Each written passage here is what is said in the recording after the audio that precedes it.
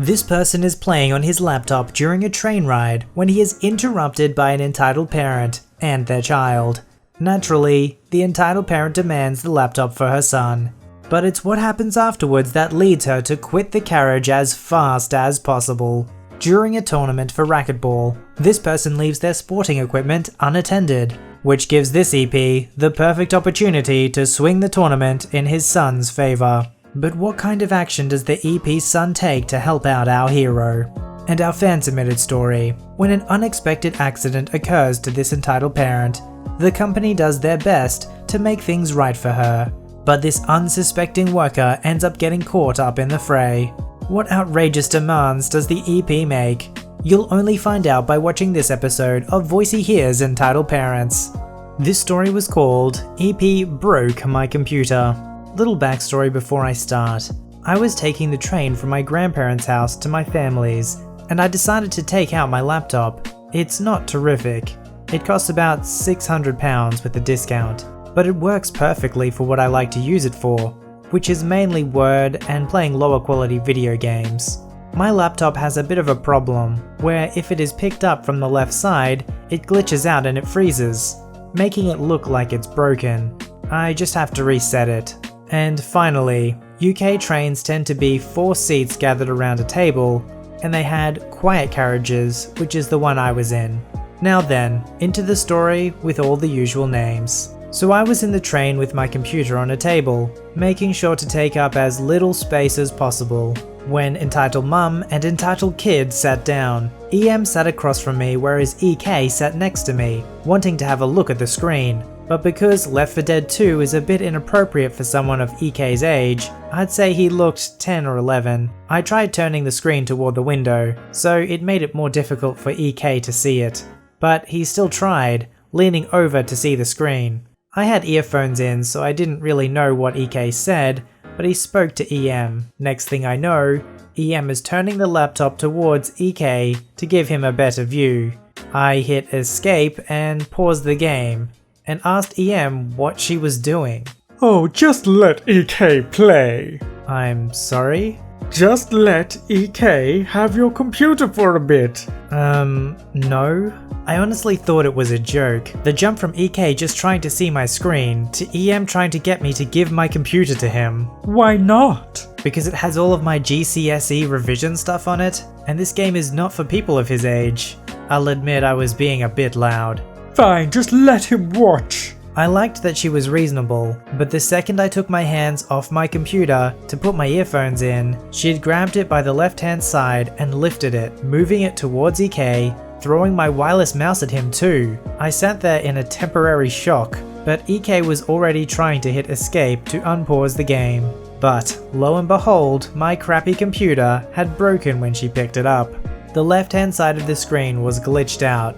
Mom, he's done something to it. EM turned the computer and moved the mouse around, and unplugged the earphone, hearing the repeating sound of Left 4 Dead 2 glitching the frick out. I swear I wish I had my phone out to take a picture, because her expression changed too quickly for me to enjoy them. It was originally shock, anger, then horror as she realized she broke my computer.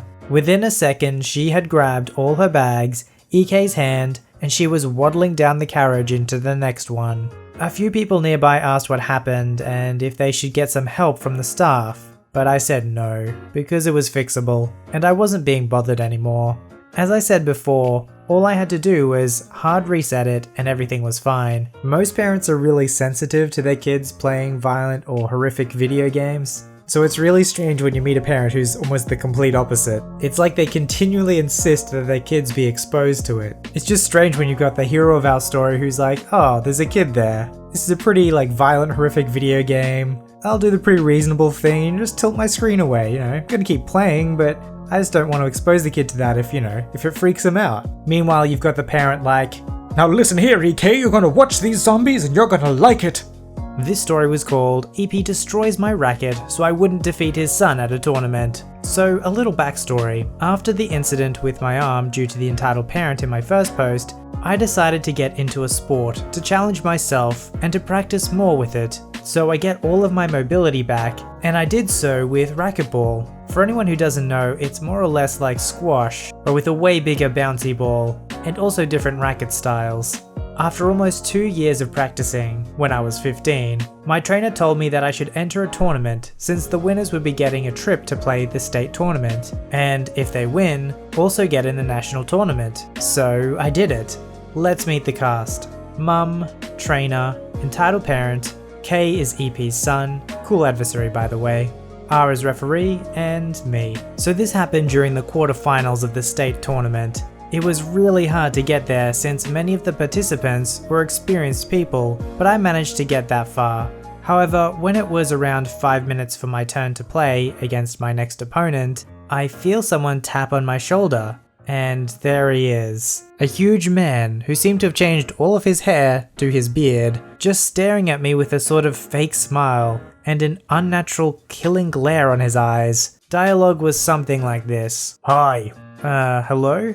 So, you do play good, boy. Thanks, I suppose.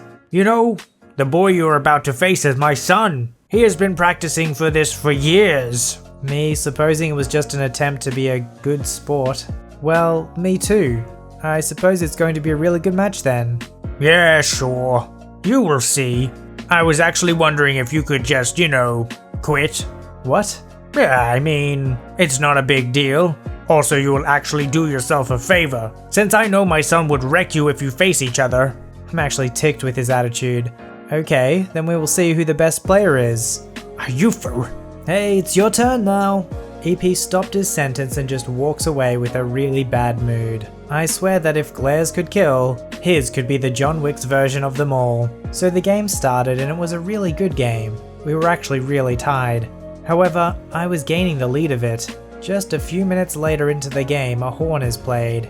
This means that something has happened and the game needs to be stopped. It appears that in the game that was at our side, also to decide the semi-finalists, one of the contestants fell off and got a lesion, so he wasn't able to play and needs to get to the hospital. As I got out of the game room to see what has happened, I left my racket at the side of my competitors. Huge mistake. So it appears that while everyone was distracted, EP saw a chance to sabotage me so his son could win. He literally entered the room and destroyed my racket as if a bowling ball had passed through it. Fortunately, this wasn't unnoticed. Hey, what the frick are you doing? Nothing. Hey, that is my son's racket. What are you doing? Oh, well, I was just assuring that nothing happens to them. When I got here, it was like this. What? I literally saw you breaking the cords. Sir, I must tell you that this is a several infraction of the game rules. Your son can't play in the tournament. This isn't fair.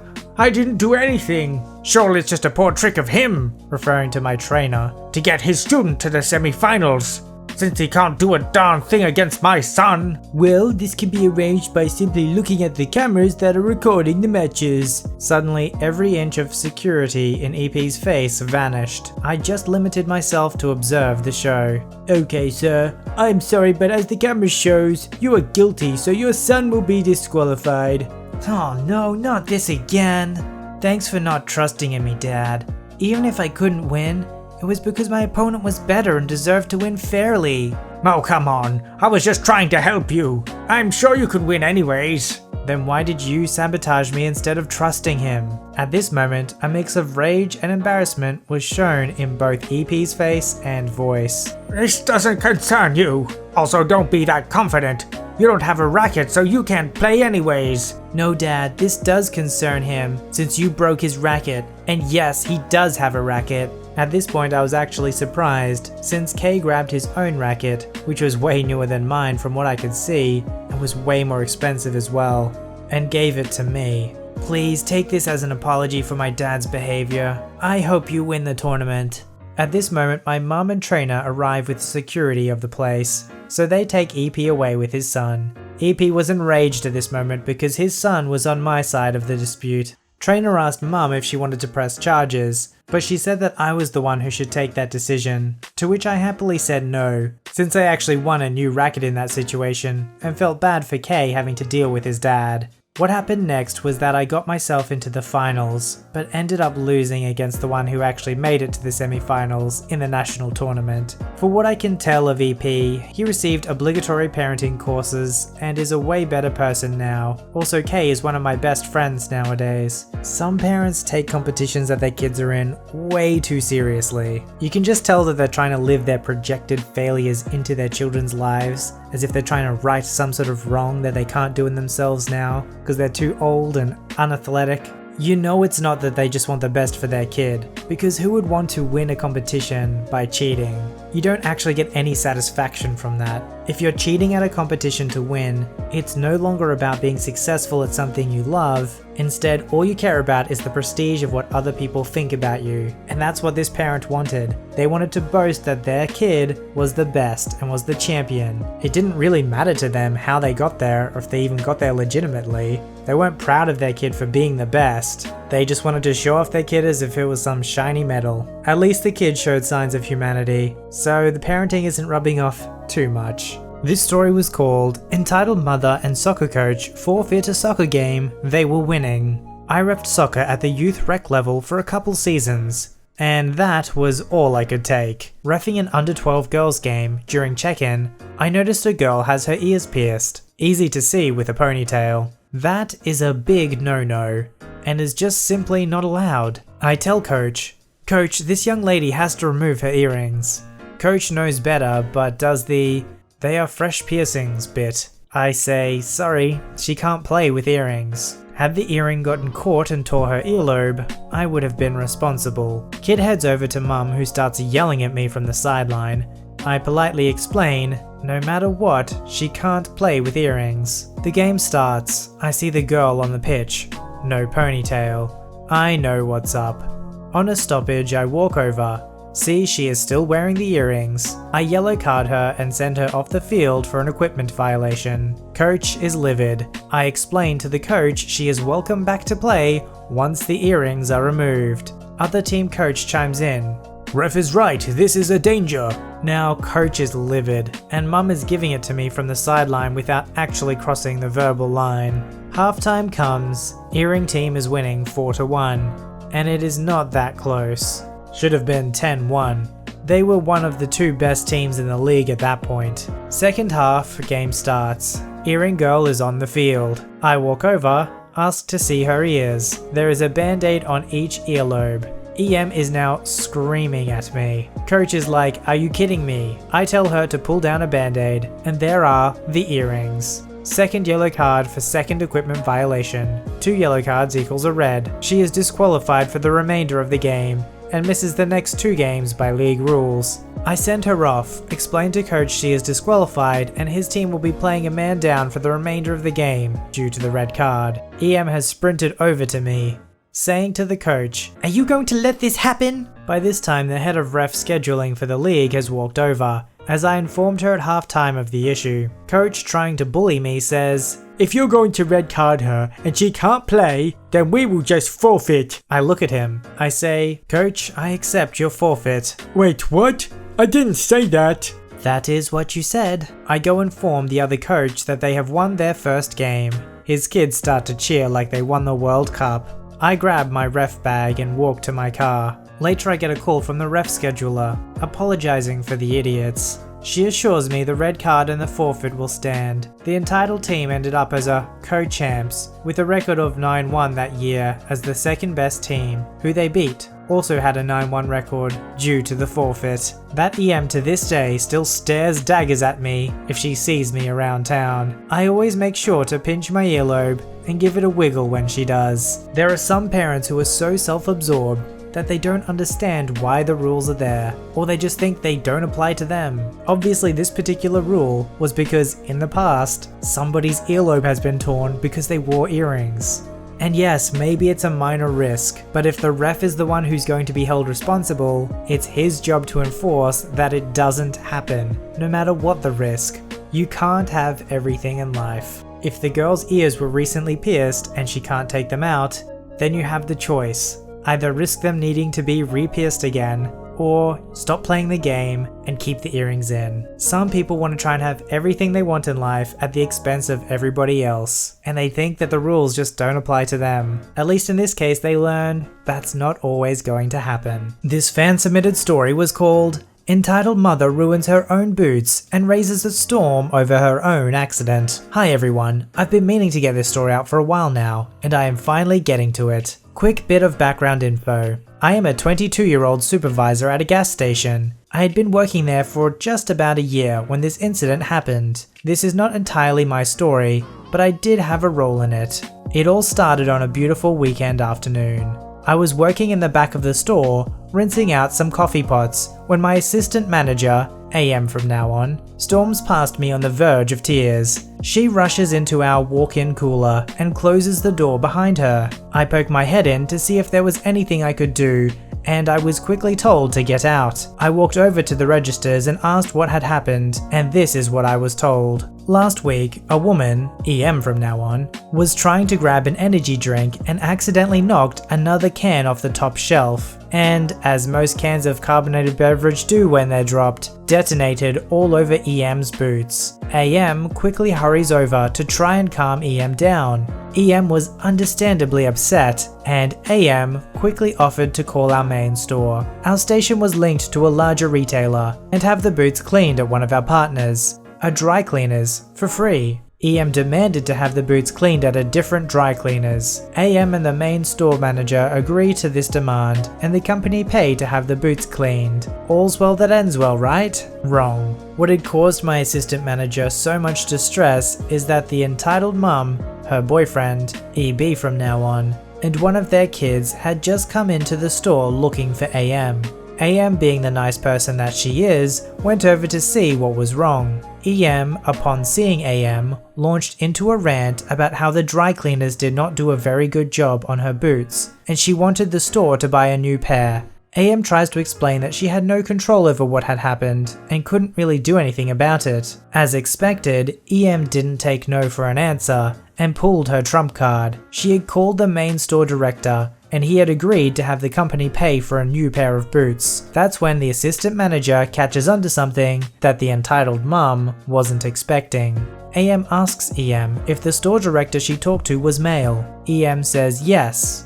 AM then counters and says that our store director was in fact a woman. EM had called the wrong store, and thus would have to go to that store to settle the matter. EM and EB didn't like this, and both of them begin berating AM and bullying her in tag team fashion, while their kid stands behind them, rather sheepishly. They demand that AM call the main store director and get a new pair of boots for EM. They even had the guts to demand that AM pay for the boots herself. AM calls the store director, who thankfully was at work that day, and she agrees to get EM a new pair of boots. Not completely satisfied with this, EM and EB berate AM one more time before leaving.